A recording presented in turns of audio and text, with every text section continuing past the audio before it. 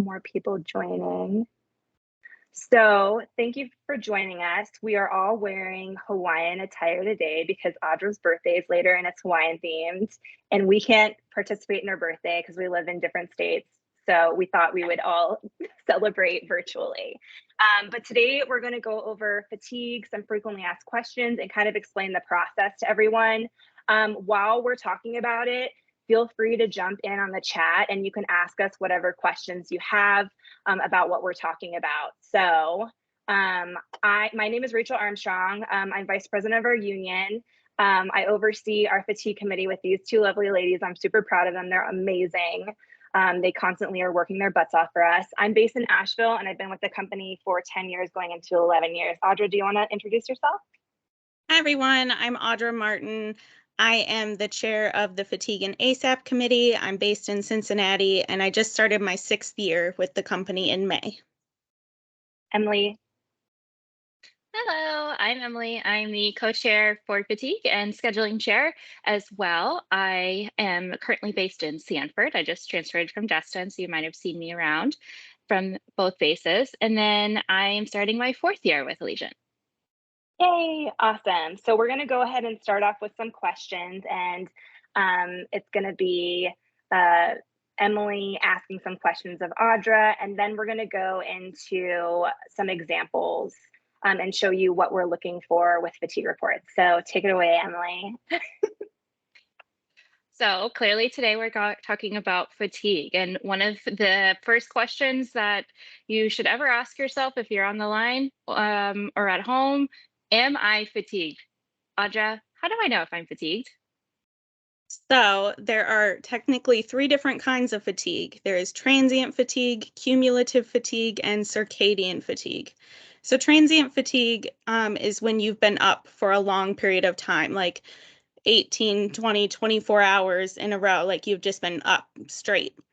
Cumulative fatigue is when you have fatigue across a period of days. So if you've had 4 or 5 days of trips in a row where your sleep has been reduced, that would be cumulative fatigue.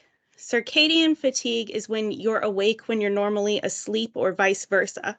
So if you get in from your trip at 4 in the morning and you don't get home until 5 and then in bed by 6, that would be when you're normally sleeping. So that would be circadian fatigue. And you can tell that you have fatigue if you're having symptoms. And fatigue symptoms are different for every person, but some symptoms could be frequent yawning, nausea, vomiting, blurry vision, impaired mobility. Like basically you might be feeling a little drunk even though you haven't had anything to drink. You could be moody or irritable, poor judgment, short-term memory problems, those kinds of things. Okay. Generally something that all of us have felt at one point or another. Yes. Especially this summer. Especially this summer. What can cause fatigue? So your schedule can cause fatigue. If you're peer reserve and you have 6 on-call days in a row and you get called for all 6 of them, that could be fatiguing. Or even if you hold a line, but you can't really hold what you want because you're too junior. If you have delays that are then cutting into your rest or putting you to be awake when you're normally asleep, that can cause fatigue. There's lots of different operational things that can push us into fatiguing events. And if I do call fatigue, am I going to get in trouble? You will not get in trouble. Fatigue is non-punitive. You will not receive any attendance points. The worst thing that could happen if your report is rejected, you won't get paid. That's really about it. You could also be called in for a wellness check with the company, but again, that's non-punitive. You're not in trouble. They're just checking on you to make sure that you're okay. And can I add to that? Usually the situations for wellness checks are a lot of denied fatigue reports in like a short period of time. People that are obviously abusing fatigue and extending their days off, etc. So those wellness checks do happen, but it takes a lot to have to be called in for a meeting for a wellness check for denied fatigue reports. Okay. And what should I include in my report? So for my fatigue report? First off, your report is due within 24 hours of calling fatigue. That's very important. If you don't file it within that time frame, it will be automatically rejected. So what you should include in your report, you need to include everything that happened in your day that was operationally induced that could contribute to your fatigue. So was the plane hot? Did you have long delays? Were they tarmac delays with passengers on board? Those kinds of situations that we all run into. Did you have a medical? And then you want to include, how did you attempt to mitigate fatigue? Were you staying hydrated? Did you drink caffeine? If you were at home, were you attempting to rest? And then you want to include how you feel and what symptoms of fatigue you experienced, which we mentioned some of those before. So, were you nauseous? Were you having slow reaction times? Were you having memory problems? Those kinds of things. Well, I mean, I felt like some of my passengers on my flight could have been really rude to me, but is that something that I should include in my report, or is there anything that I should not say? So what you don't want to include in your report, any sort of personal information. You don't want to include personal matters, like if you get home and you have to walk your dog or do laundry. We don't need to know about that. Don't do that, please. No, not one single sentence. We don't want to know about childcare. If you have medical conditions, like if you're getting sick, we don't need to know. It's not going to help your case. And just so everyone's aware, it's not that we don't care about all of those things. It's just that we are on a committee with the company, with Crew Services, and with us, with all three of us. And when we're looking for it, we really want to be looking at just the company induced factors. And when you throw in the personal things, it starts becoming a distraction for, oh, is this a personal thing or is it a, so we all know that those things, we can't really control the fact that we go home versus other flight attendants that get to go to a hotel. But we really have to stick to the operational and company induced factors. So try to leave out anything personal.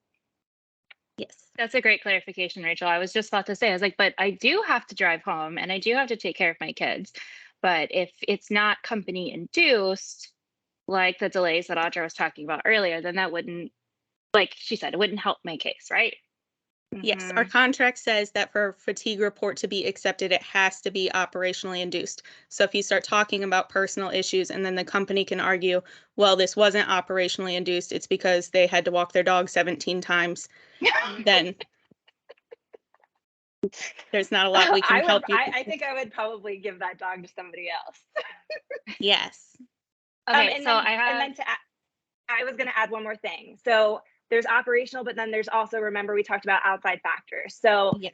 For example, we've seen it where people have had straight up tornadoes on the way while they're walking from the employee lot to the airport. That is not necessarily a company induced factor, but it is something that is going to be fatiguing. So those events would get approved. It just depends on the severity of it and what else is a part of that day. Right. So like if I had an overnight and the hotel was like not up to good restful standards, is that considered company induced?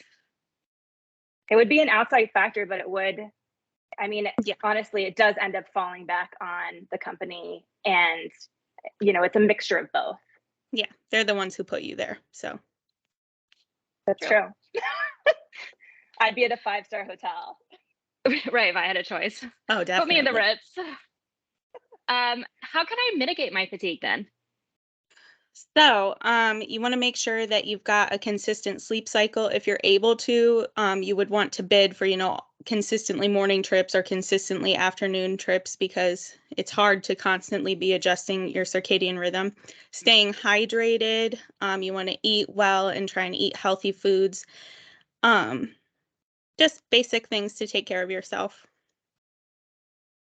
Okay. And also healthy bidding practices. If you have the seniority, sorry, I keep interrupting you, but I'm just like wanting to add in additions. But we see sometimes people that will bid to work 6 days on, 1 day off, 6 days on, and then the last half of the month is like all days off.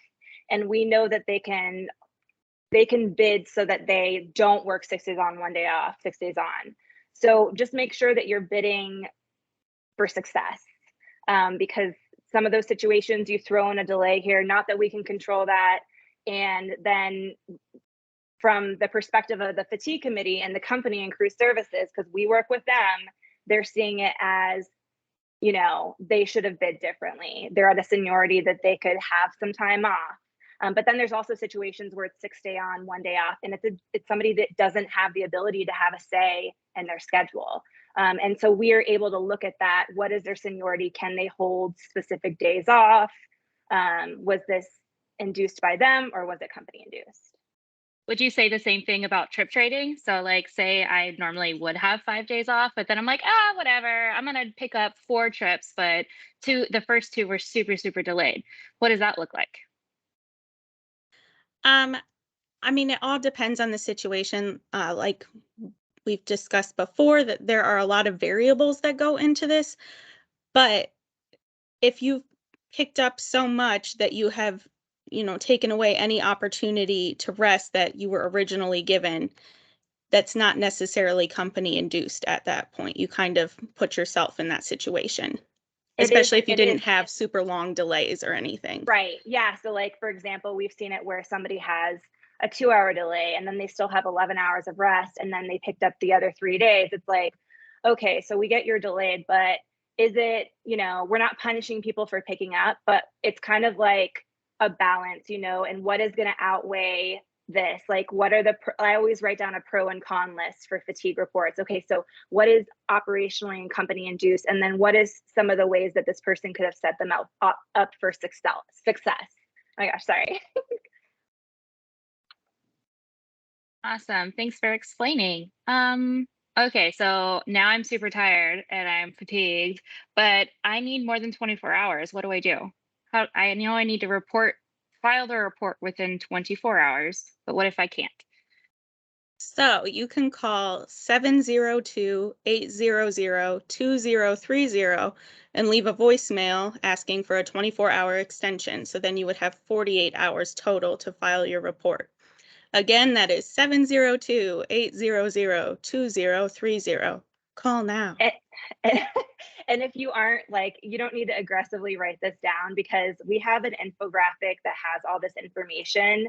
And I'm going to post it and I'll also drop it in the chat here. And it's honestly a really good thing to just save in your phone for whenever you're put in that situation. Because I know sometimes once you call it fatigue, you only get standard rest after, which is also crazy to me too.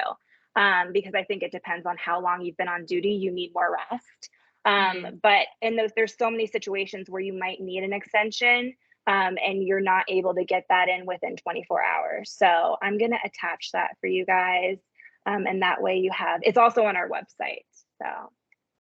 Oh, well, then that makes me think of another question. I'm sure it's obvious to everyone, but just in case, how do I file a fatigue report? Where do I go? You're going to go to Air SMS, and then there is a report that specifically says fatigue. Yay. And I want to. No, you go first. Sorry, I just forgot what I was going to say. What was I going to say? I was just going to ask. Nope. Okay, go. Sorry, Emily. I was going to talk about when you should call fatigue. So, if you are at home after a trip resting, you want to attempt to rest as much as possible. So you would want to call out 2 to 2.5 hours before your show time, like a normal sick call. But you're going to say, I'm calling in fatigued. You want to attempt to rest, or else they're going to say, aha, they did not attempt to rest. They were forecasting fatigue because they did not use their time wisely. Now, it would be different if it was mid-trip and you were like, I am physically unable to keep going on. At that point, you could just call fatigue. You don't need to attempt to rest because you can't attempt to rest at work. So.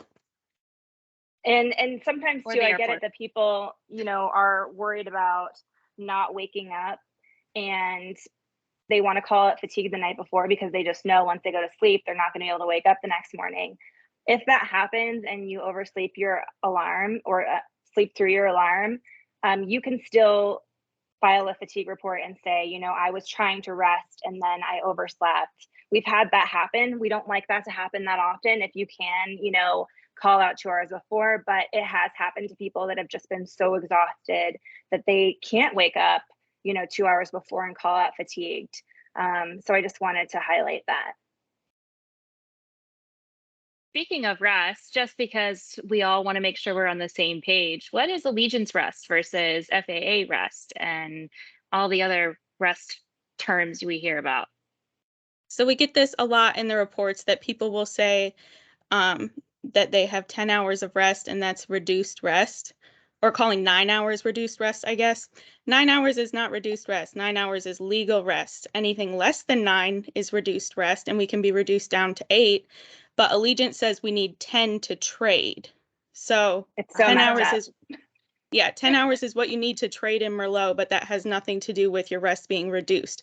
So if you write in your report, I had less than 10 hours of rest and I was reduced, anything from 9 to 10, then the company is going to get salty about it and they're going to say they're going to want to reject it just based on Yeah, that. because it's a legal term. And just so everyone's aware, this absolutely sucks, but our fatigue, the reduced rest with the FAA of it being 10 hours. I know that everyone's been waiting for that to happen instead of the company being able to put us to 9 or 8.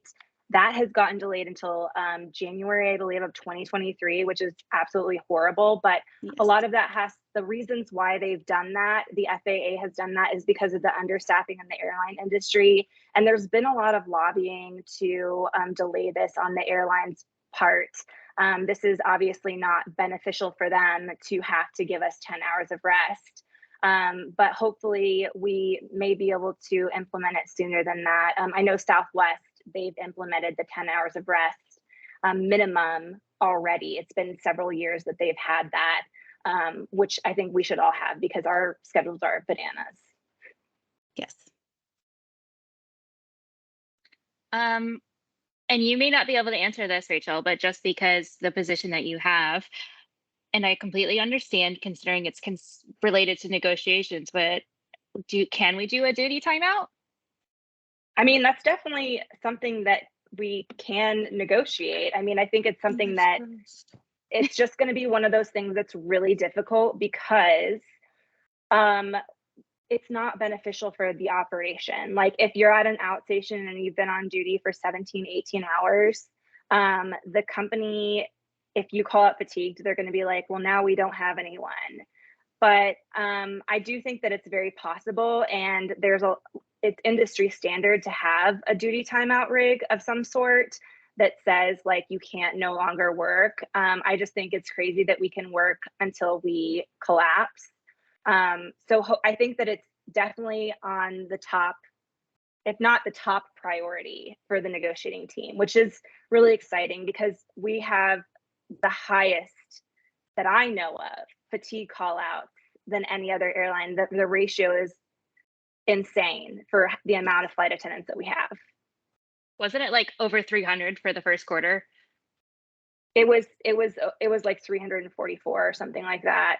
And you look at other carriers like Southwest and United, and it's nowhere near what we have. And I think that the sad thing about a duty timeout is there's nothing stopping the company from removing us from working these crazy days. And I really wish that they would take more preventative measures, but they understaff us so much to where they can't replace us, so that we're forced to be in these situations. So that's where the union comes in, and we're like, you know what? Because you're not choosing to do the right thing, we really need to have this in our contract so that flight attendants aren't put in this position. Nobody should have to decide that they can no longer work safely. That's not, I feel like that's a basic human necessity, is to not have to be put in a situation to work a 20-hour duty day. Yeah, well, we all have to audit our own reports too, so. Yeah. Okay, sorry, I got a little off track because I just got so excited about all the other upcoming changes. How long does it usually take to hear back from my fatigue report? So unfortunately, the nature of the committee is that we are always behind because you call fatigue and then they have to pull your fatigue report and de-identify it, and then pull your worked schedule and your awarded schedule and de-identify those. And then those get sent out to the committee, which we've mentioned is a union representative, a company representative, and a crew scheduler. And then we have to have some time to read over the reports and write down our thoughts about them. And then we have to meet as a committee, which we meet twice a month.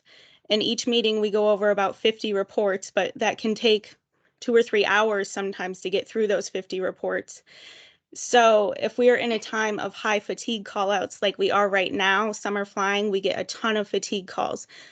We're just behind. And so I would say if it's a slow time of the year, it would probably take at least a month, but in busy times, it could be about 2 to 4 months. Gracious. I know. And It's unfortunate, but that's just kind of how it sucks. is. Yeah. how will I be notified of that, of what happened? You will receive a Q-Pulse email. So when you file your fatigue report, you will get a Q-Pulse notification that it was filed, and you'll get a confirmation number, like a report number. And then once it's processed, you will get another email from Q-Pulse saying if it was accepted or rejected. And Rachel is putting one up on the screen right now as an example.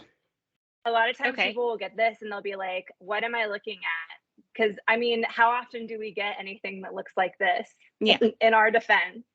Yep. So it's not like your fatigue report is approved in all caps.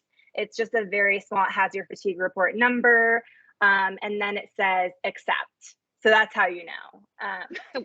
What does accept Yeah. mean? What is or like, and I guess the opposite of accept is reject. What does that mean? So accept means that your report was company induced and you're going to be paid for that fatigue call. Reject means that it was not company induced and you will not be paid, but you won't get in trouble. Okay. And so you said something about a fatigue number. Do I need to keep that number? It is good to hang on to it because if it's been a long while and you haven't heard about your fatigue report and you want to know if it was accepted or rejected, you can go to the union website and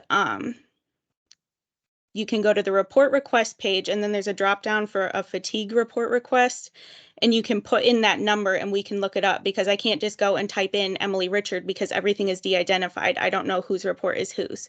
So if you have that number, it's much easier for us to look it up. Yeah, we Okay. don't have people's names and their fatigue reports. Whenever we get things, it's anonymous. It's it's just reports and that's it.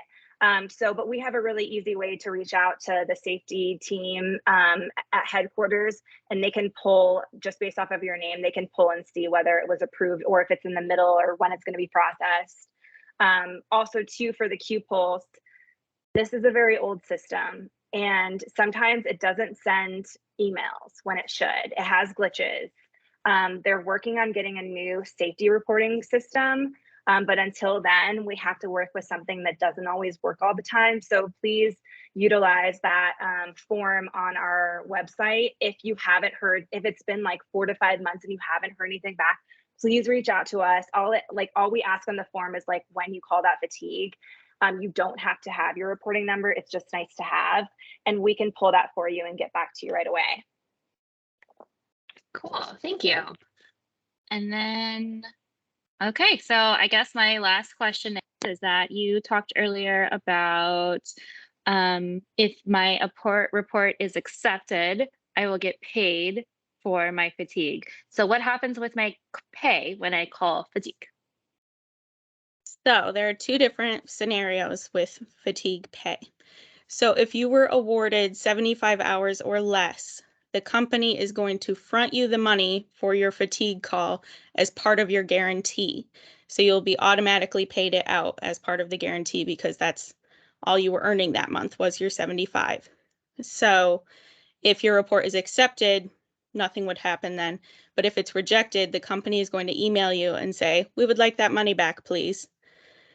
On the other hand, if you work over 75 hours, the company is not going to pay you that money at all. They're going to balance that out in the extras on the 15th check, so it just won't get paid out at all. So then once your report is processed, if it's accepted, you'll get paid out that extra money, but if it's rejected, you won't owe the company anything. I feel like that's got to be very confusing for the people that have It no is. idea It's confusing what to me. It about. takes Yeah, a minute to. just if you're above 75, then you're going to get paid for it. They'll like issue you money if it's accepted. But if you're at 75, if you're just pure reserve, if you're just sitting with no trips, then you're already getting paid out by the company. And then if your report's denied, then they have to go in and deduct it. So sometimes it's confusing for people, so we just like to go over it. But most of the time, people are above guarantee. Yes. Yeah. And then how do I know, like, they're going to email me? Is that what you said? If Yes, they you'll need get to an pay email me? from Crew Payroll. Okay. And if I haven't heard anything, would I just email Crow Payroll and be like, what's up? If you know that your report has been accepted or rejected, you could submit a JIRA to them. And JIRA, I don't know how that is actually said. I say and Jira. I say JIRA. Some people say JIRA. I don't really know. You could submit a Like JIRA and Euro. ask them. Yes. Baloney. Do you guys want to move on to the report and just kind of show what we're looking for? Yes. Sure. That is all the questions I have. Thanks, Audra. And if you guys have any Emily. other questions that we didn't touch on, like you can type in the chat and we'll go over those quickly. I know that this is like probably a lot of information. Okay, I'm going to pull this up and we're going to look at Audra's report that she filed. She called out fatigue in June, and we're going to look at her report and then kind of discuss what we're looking for. Hers was approved. So you want to look at the narrative first, right, Audra? Yes, please. Okay, so I'm going to reshare my window. Okay, so and put this in view mode. Page display, read mode. Okay. Okay. There you go. Sorry. You're good. So when you go to fill out your fatigue report, a lot of people get overwhelmed because it asks you a million questions and it gives a million little clocks. And honestly, this report doesn't even make a lot of sense to me, a lot of the questions it asks.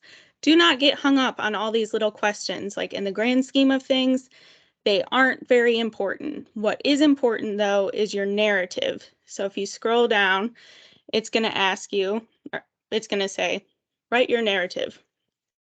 So this is where you're going to want to include all the operationally induced events. Hold on, I've got to fix my screen here a little. I also can highlight it. Yes, Rachel was very nice and went through and highlighted. Wow, that's talent right there. I know. So, I tried to include all of the operationally induced events into my fatigue report. So we had a half-hour delay, then the ramp was closed, then we had an hour-and-a-half tarmac delay with a medical emergency. That was a total of a 15-hour day. Then we left on time the next day, but then we had an hour-long maintenance delay and we had to wait in the gate area and we were being harassed by passengers.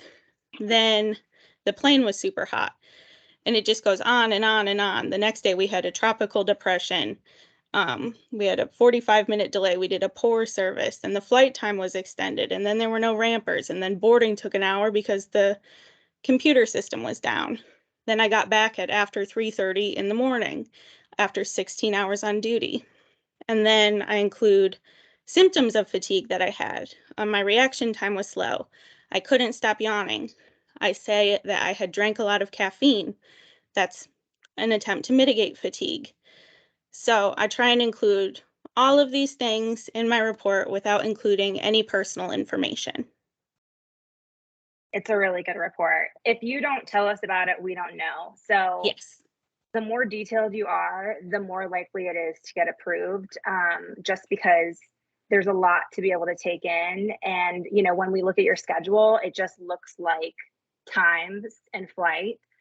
And then when we look at the narrative, it like opens this whole window to what your day looked like. Yeah, so to go off what Rachel said, we receive your narrative, your awarded schedule, and then the schedule you actually worked. So if you don't put it in the narrative, we don't know it happened. So if you didn't have an APU and you were doing air starts all day and it was 100 degrees outside, so the plane was super hot, we don't know that information because it's not written out on your schedule. So you need to tell us all of that stuff so we have the most information to go off of to build you the best case possible.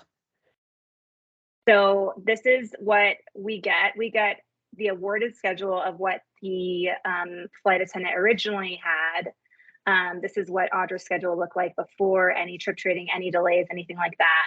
We also got her May awarded schedule because sometimes there's other delays from the previous month that will basically make it cumulative fatigue where it's added up over time. Because once you lose rest, it takes such a long time to get that rest back and to be 100%. And then we get the actual roster.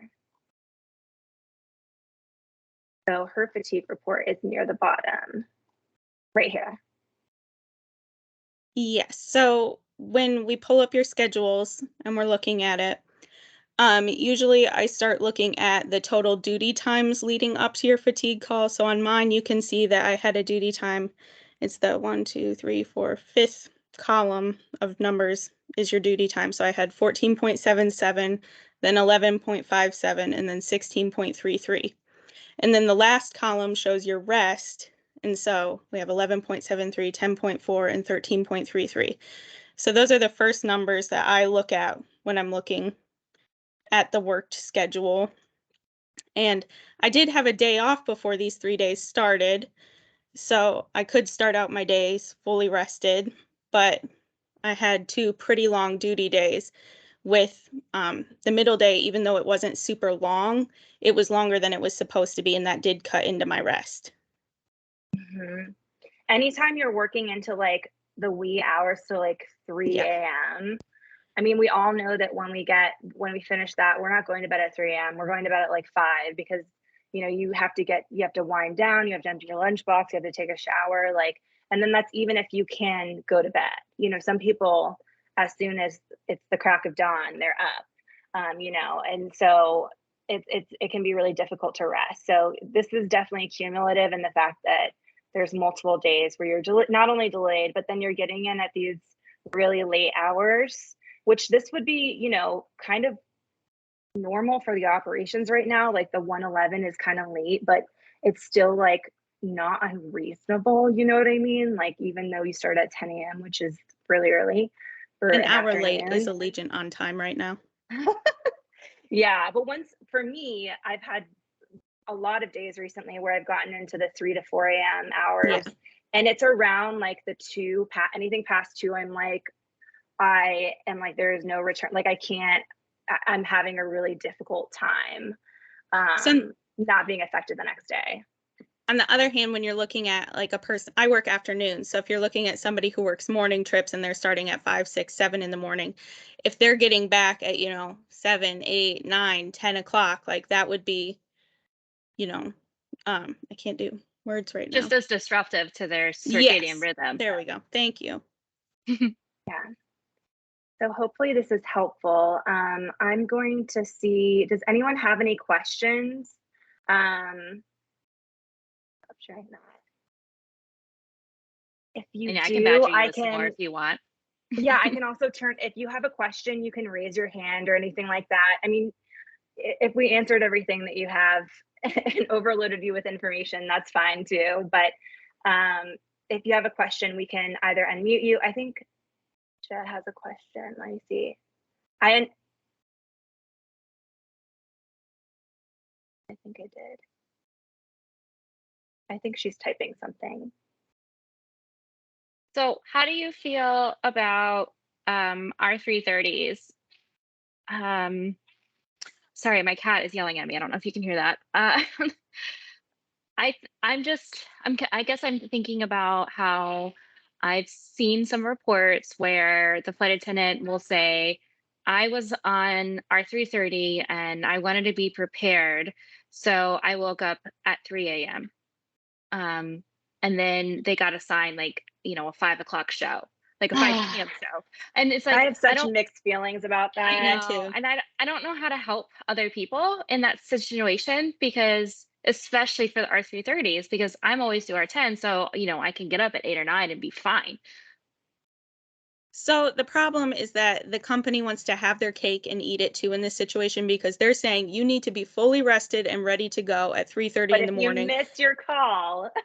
Yes, but they also want you to be fully rested and ready to go at 5:30 in the afternoon. And so it's this hard, like there's so much gray area in this issue. And so and I sat reserve for a while. And so, I did not sleep well when I was on reserve. I'd be waking up every hour and checking my phone, worried that I had missed a call. So I get it, but like you don't want to get up necessarily and be, you know, fully dressed, ready to go, lunch packed, sitting awake, waiting for your call. Like you do want to try and rest a little more if possible, but we also, I also think that when it comes down to it, there just should be hard limitations yeah, on how often the company can convert people Yeah. from like an R3. Because to be honest, like if you're R330, you should be used like somebody that's in the morning time, and you should be done near the evening. You shouldn't be working till midnight. Basically, there's no difference between you and a 24-hour reserve period, like at that point. So, you know, I think for the newer people, they're so worried about not waking up, which you're on probation. So of course, like I mean, I got a no-show my first couple years of being at Allegiant because I just didn't wake up. So some people out of extreme caution do wake up, or they'll set their alarms for every single flight that's going out. So it's kind of one of those things that's like damned if you do, damned if you don't. Yeah. Like, you know, and so I really take it based off of the situation. And I look at like how new the person is, and you know, if they say that they woke up at 3 a.m., I'll be like, okay, this person literally just started, and they are really worried about getting called in the morning time and not, you know, missing the call from crew scheduling. You know, but for me, I usually been a mixed line, so it's like I now put on the scariest ringtone of my life, and it's not fun for me or my husband. Yeah, see, that's why I do R10s, because I am way too much of a worrywart to sleep through. Yeah, but then sometimes they like that. still convert you from an R10 to an Yeah. R3. Like you can't win. Like there's basically the answer Don't put it out there. the answer to this problem would be a reserve duty rig, or you know, crew services not being able to convert reserves, which fingers crossed again is something that we're able to negotiate. I mean, I think it's definitely high on the priority list. I can't reserve life is not good here. But I think it's one of those things that's like it plays into attrition too, because we can't keep new hires because they have no life, they have no schedule, they have no stability into what they're working. So you have to give people some way of knowing what they're going to work, some consistency to their life, or else they are going to leave, and they're going to leave for a job that is just as well paying and has like the 9 to 5 aspect that we don't have here. Yeah. So hopefully this was helpful for everyone. You know, we definitely realize, I feel like everyone has a time in their life or in their career with Allegiant that they have to call out fatigue. I don't know if necessarily everyone does that. I think some people try to push themselves, and you know, there's no reason to not call out fatigue if you're really in a dangerous state of exhaustion. You know, if you do something, if you blow a slide and you say, oh my God, I was so tired, like that's going to be on you. So be proactive and like look out for yourself, because if something happens, it's going to go back on you instead of the company. And that's just, I just wish it wasn't that way. I wish there was like more accountability from putting us in that situation and to begin with, but you know, we're still trying to make things better here. Slowly If but you surely. could pick one thing that you would take away from this meeting to share, what would you say? There will be ovens on the Boeings.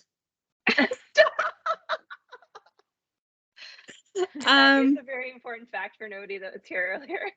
There are going to be ovens on the Boeing. Like, for me, the thing that I think people don't realize is that if you don't tell us, we don't know what happened. So please tell us everything operationally induced that happened in your day. Do not tell me any personal information about yourself in that report. Mine would be kind of piggybacking off of that. Don't call fatigue if you are at home and you didn't work yesterday and you're like, oh, my neighbor was really loud. Fireworks the cops are going came off. and knocked on my neighbor's door. Like, unfortunately, like, yeah, that sucks. You woke up and you didn't get your proper rest, but it's not company induced, so it can't be accepted. And we still have like, out of all the reports that we do, sometimes we have 100 in a month, which is crazy, 100 fatigue calls. Around 50% of them are approved and 50% of them are denied. So we're trying to do more educational, work on fatigue and what is approved and what is denied. Because we want people to get all of their fatigue reports approved. We want each person to get paid out. We want, so just be mindful of that, because we do have some people that use it as a get out of jail card, and it makes us look bad. It's like embarrassing for us to be like, yeah, this person there's nothing that has to do with work. They just don't want to get the sick point. But with that said, which could risk the program, right? No, so the fatigue program is an FAA requirement. Okay. They have to have one.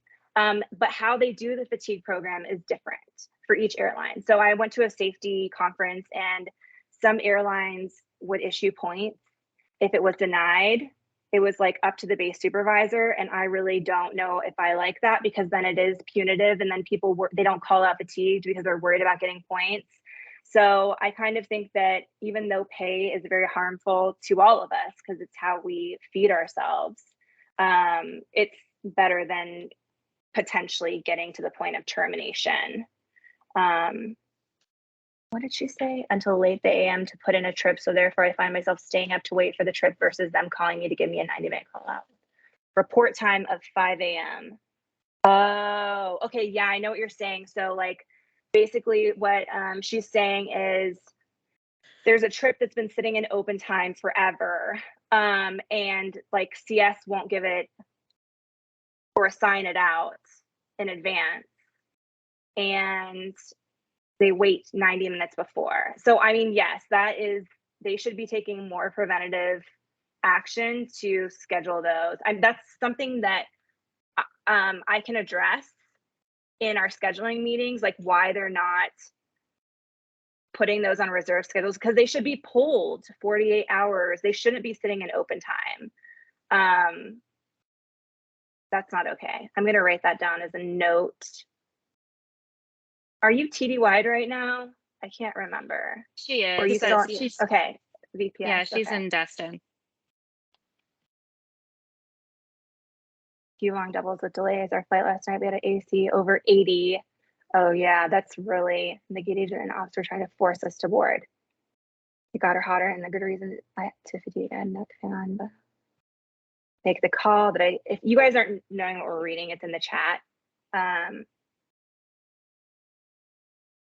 So part of this, we need to be supportive of our crew members and not try and pressure people to either call fatigue or not call fatigue, or, if you're mid-trip sick, like we shouldn't be mad at our crew members. Like life happens and we all need to take care of ourselves, and we should be supportive of each other and treat each other with kindness, because it's a rough summer, friends.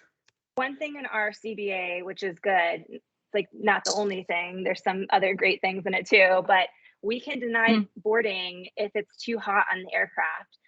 It's something that is up to the flight attendant and the pilot. So what I'll usually do is I'll go up to the cockpit and I'll just say, listen, it is too hot. Like, I know we're going to have babies on this aircraft. Like it's 80 now, but it's going to be, 90 to 100 once people get on board.